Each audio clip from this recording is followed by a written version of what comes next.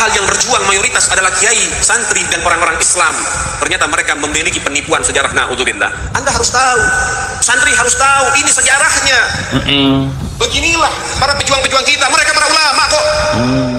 Pejuang-pejuang Indonesia para ulama, tapi kenapa saat ini malah apa? Ulama dimusuhi, ulama dibenci, ulama diteror, ulama diintimidasi, ulama. Sebutkan satu aja Habib yang syahid di medan perang, yang namanya diabadikan sebagai pahlawan negara. Ingat, yang diabadikan sebagai pahlawan negara yang syahid di medan perang, yang memimpin perang, bukan yang ngarang lagu, bukan yang ngarang cerita. Tolong. What?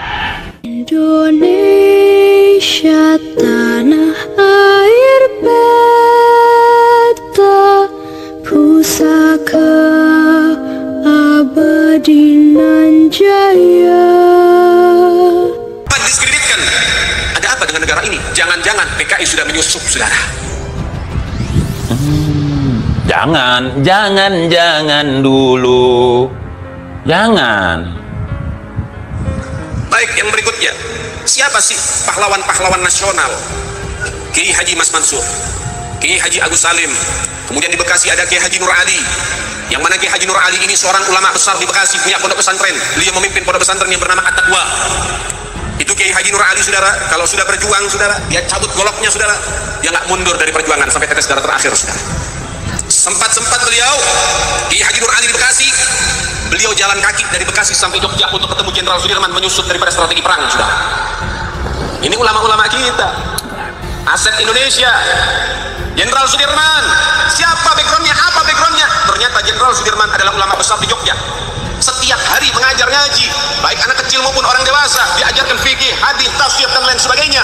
Backgroundnya adalah ulama dan menjadi jenderal terbesar, saudara, ada di Indonesia. Itu dari kalangan kiai, dan ini hanya sebagian, masih banyak lagi. Sekarang pertanyaannya, apa jasa Ahlul Bait Sayyiduna Muhammad? Ke situ. Apa jasanya mereka para habaib di Indonesia? Apa jasanya? Baik. Ini habaib ya, bukan yang lain, bukan syarif, bukan sayyid, tapi yang habaib. Dengar dulu. Berarti cucunya Ubaidillah Bani Alawi ya. Kita lihat jasanya apa. Yang pertama, Al-Habib Husain Al-Mutahhar. Beliau dari Semarang. Beliau yang menciptakan lagu 17 Agustus dan Syukur. Beliau pencipta lagu ya. Lanjut. Beliau adalah bapak pramuka yang menciptakan pramuka, Al-Habib Husain Al-Mutahhar. Ya. Dan Anda harus tahu, ketika rumah Soekarno dikepung, di situ ada Habib Husain Al-Mutahhar, dan Belanda mencari bendera merah putih yang sudah dibuat untuk dibakar. Oh, itu bukan, itu hoax. Hoax. Itu bukan beliau. Kita tahu sejarah kok. Hanguskan, saudara. Soekarno menyerahkan kepada Habib Husain, tolong Pak Husain jaga bendera ini baik-baik. Habib Husain mengatakan, saya jaga walaupun nyawa saya terancam, sehingga bisa berkibar ada di mana-mana, saudara. Yang kedua, yaitu daripada Al-Habib Ali bin Abdurrahman Al-Habashi, atau yang dikenal dengan Al-Habib Ali Kuitang. Habib Ali Kuitang ini, Habib Ali Habsyi ini, beliau adalah guru Soekarno. Anda tahu, ketika Soekarno membacakan teks proklamasi menunjukkan bahwasannya Indonesia telah merdeka pada hari Jumat 17 Ramadan dan tepat pada tanggal 17 Agustus 1945, Habib Ali Habsyi mengutus beberapa murid-murid beliau untuk mendampingi Soekarno. Dan Anda harus tahu, ketika pembacaan teks proklamasi, ternyata di sebelah daripada Soekarno, kira-kira 2 orang dari Soekarno ada di depan mendampingi Soekarno, ada Al-Habib Husain bin Syihab, yaitu ayahanda Habib Rizik, saudara. Oh. Jadi ayahanda Habib Rizik waktu proklamasi ada ya.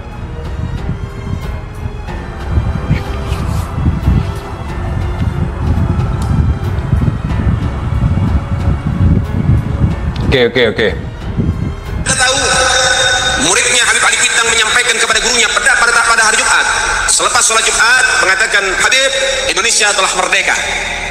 Maka Habib Ali Al-Habsyi beliau mengambil mic dan memberikan daripada informasi dan menyatakan fatwanya.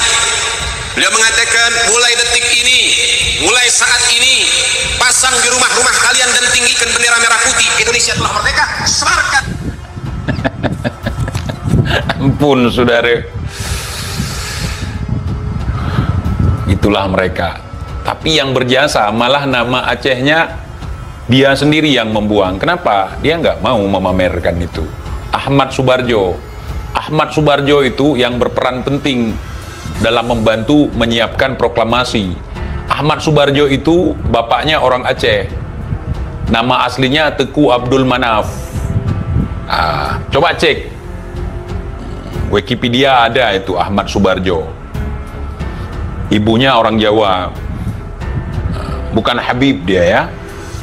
Ahmad Subarjo.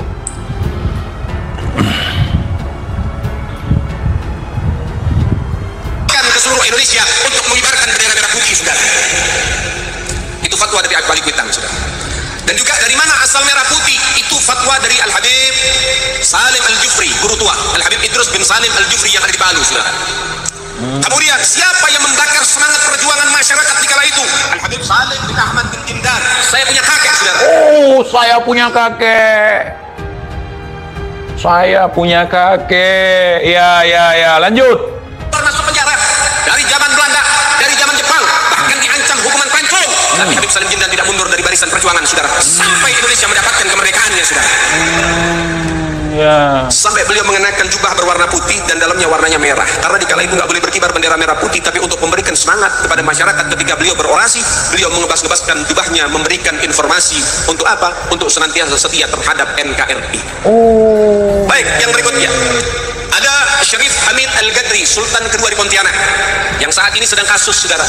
Ya, ada orang nggak punya otak ngomong ngaco. Ya, pengkhianat, teriak pengkhianat. Syarif Hamid Al-Gadri inilah yang merancang dan menggambar yaitu daripada lambang negara Garuda. Oh, ya. Yang dikatakan oleh dia, ini kan dikatakan bahwasannya Syarif Hamid Al-Gadri ini pengkhianat. Yang ngomong lebih pengkhianat lagi, lebih bejat lagi, saudara. Takluk, berhasil ditaklukkan. Ini sejarah. Kenapa Aceh sering kalian dengar bahwa Aceh tidak pernah dijajah? Tidak pernah dijajah bukan berarti tidak pernah didatangi oleh penjajah. Karena di Aceh, dari agresi pertama Belanda ke Aceh, itu perang terus. 65 tahun kependudukan Belanda di Aceh. Tapi pemimpin di sini tidak pernah memberikan kedaulatannya kepada Belanda. Mereka mencoba untuk merampas kedaulatannya, walaupun raja kita yang terakhir ditangkap, kedaulatannya stempel semua dipegang, dialihkan kepada seorang mufti, seorang qadhi, seorang ulama dulu. Beliau yang pegang itu. Tapi kedaulatannya tidak diberikan kepada Belanda. Berhasil diambil, dicuri entah seperti apa, dikembalikan. Ada sebuah perjanjian dulu, saya tidak mau menyebutkan di sini, takut sensitif ya. TIJ mengatakan, makanya nggak heran, orang-orang gila pun sekarang jadi wali. Ada 3 hal kalau kita ketemu orang gila yang terlintas di pikiran kita. Yang pertama, untuk zaman sekarang nih, gara-gara doktrin ada 3 hal kalau melihat orang gila. Pertama, kalian akan berpikir kalau itu waliullah. Nggak apa-apa untuk berhusnuzon, tapi jangan aneh-aneh. Yang kedua, kita akan berpikir bahwa itu adalah artis yang sedang buat konten prank, Baim Wong misalnya. Yang ketiga, kita akan menganggap bahwa orang itu adalah intel yang sedang menyamar. Betul tidak? Ujar TIJ. Jadi Aceh ini tidak termasuk ke dalam wilayah Indonesia. Sebenarnya begitu, ketika Indonesia memproklamirkan kemerdekaan. Begitu ya ikhwan. Tapi apakah ada kami koar-koar tiap hari? Untung ada datuk kami pada konferensi meja bundar. Belanda sudah mengklaim semua wilayah Nusantara ini adalah bagian daripada kerajaan Belanda. Indonesia sejak dulu kala